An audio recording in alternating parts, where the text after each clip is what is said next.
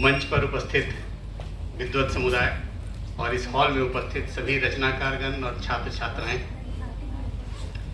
इस अवसर का उपयोग मैं हिंदी के वरिष्ठ कवि विमल कुमार जी को, जो अब आ गए हैं, उनको बधाई देने के लिए करना चाहता था कि उन्होंने जो बिहार सरकार का पुरस्कार ठुकराया है वो एक बड़ा कदम है और उससे उनका तो सीधे 4 लाख का नुकसान हुआ है। हम लोगों का नुकसान ये हुआ कि जो भोज भात कुछ हो सकता था उसकी संभावना खत्म हो गई है। तो उसके लिए बहुत बधाई। ये वक्त ऐसे ही चीज़ों पर स्टैंड लेने का है, खड़े होने का है, और उन्होंने इस जिम्मेवारी को बखूबी निभाया है, उसके लिए बहुत बधाई। कृष्णा सोबती जी का भी स्टैंड जो है, उनके बारे में कहा जाता है कि जितने पुरस्कार उन्होंने लिए हैं उससे ज़्यादा ठुकराए हैं।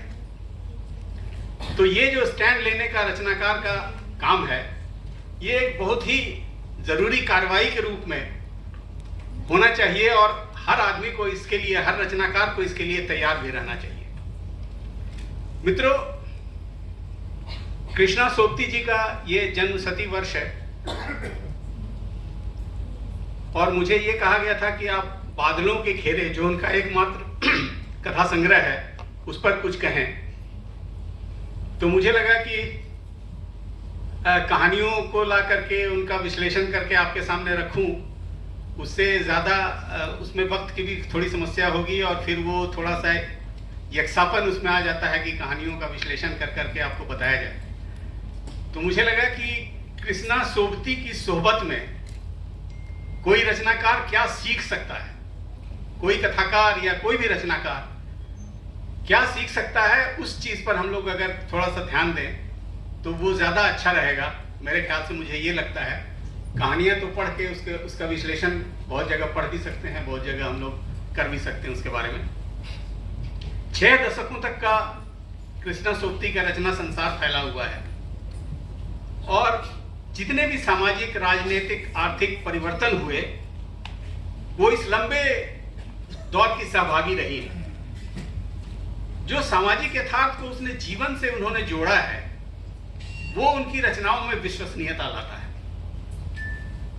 मित्रों, उनके रचनाकाल में बहुत सारे परिवर्तन हुए। देश का विभाजन हुआ, अस्थिर लोकतंत्र का जन्म हुआ, राजनीति का अपराधीकरण हुआ, देखा उन्होंने, बाबरी मस्जिद का विध्वंस देखा, गुजरात के सांप्रदायिक दंगे देखे, और इन परिवर्तनों को कृष्णा सोबती का साहित्य जो है दर्ज करने में कभी पीछे नहीं रहा।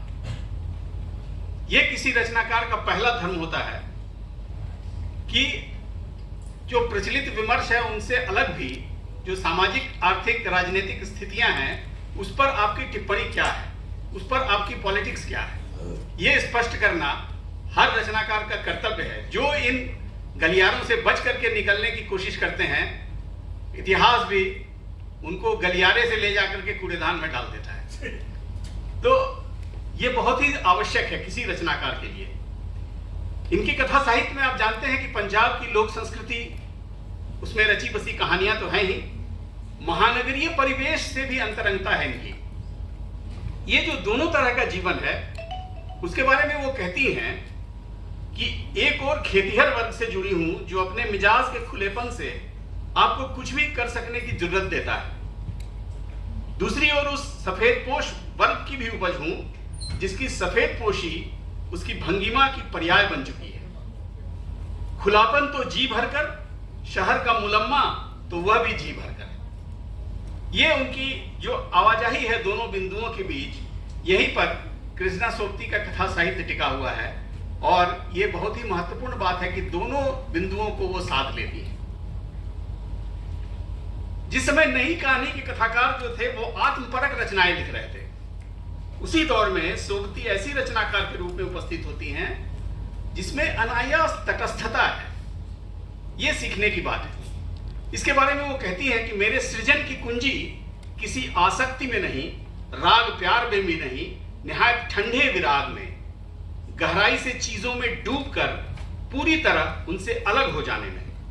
यही तटस्थता उनको एक विश्वसनीय लेखक बनाती है या किसी भी बड़े लेखक को बड़ा बनाती है।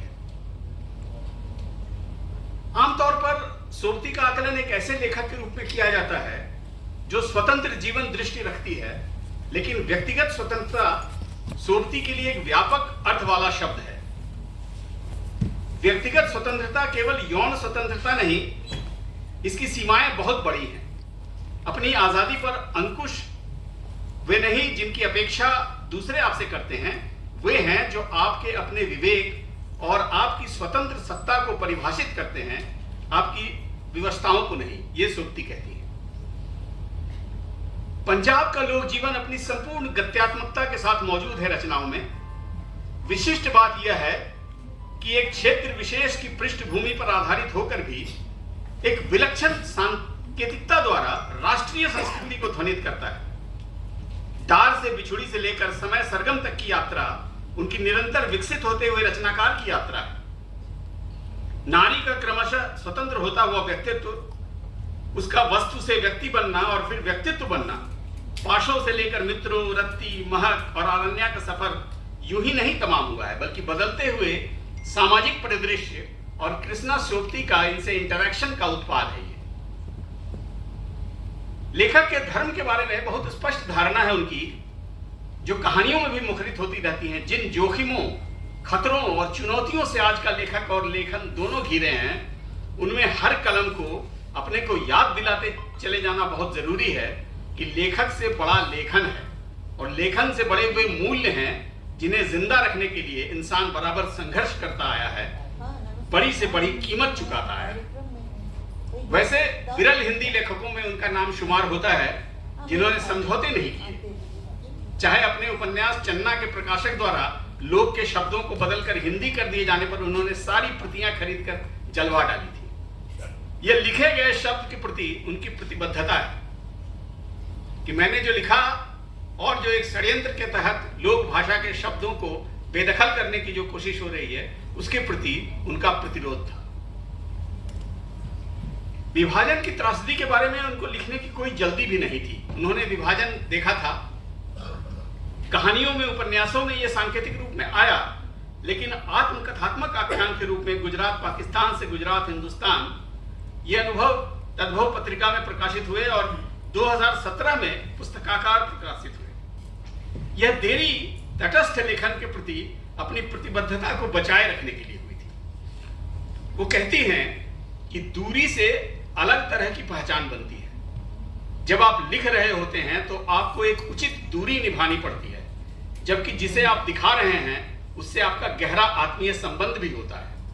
यदि आप बहुत नजदीक आ जाएं तो उस प्रक्रिया की अन्यता ही भूल जाएगी और आत्मीयता तथा तटस्थता की बाइनरी बिखर जाएगी। बाहर से साक्षी और भीतर से भागीदार बनना पड़ता है। तो मित्रों, बादलों के घेरे जो उनका एकमात्र कथा संग्रह है, उनका उसमें कहानी सिक्का बदल गया में वो विभाजन के आख्यान को चंद चित्रों, संकेतों के जरिए व्यक्त करती हैं।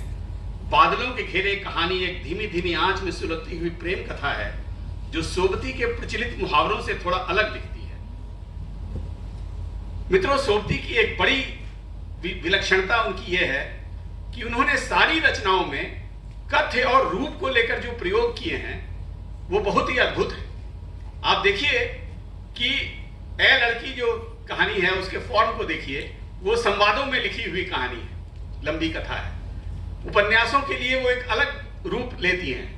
कहानियों के कथ्यों को लेकर के भी उनमें बहुत वैविध्य है। तो ये चुनौतियां लेना हर लेखक के लिए जरूरी होता है और कृष्णा सोबती हमेशा ये लेती है। उनकी भाषा के बारे में बात न हो तो कोई भी बात अधूरी रह जाती है। भाषाई प्रयोगों के लिए भी ये कहानी जानी जाती है और आवेगों संवेगों के प्रामाणिक चित्रण के लिए भी।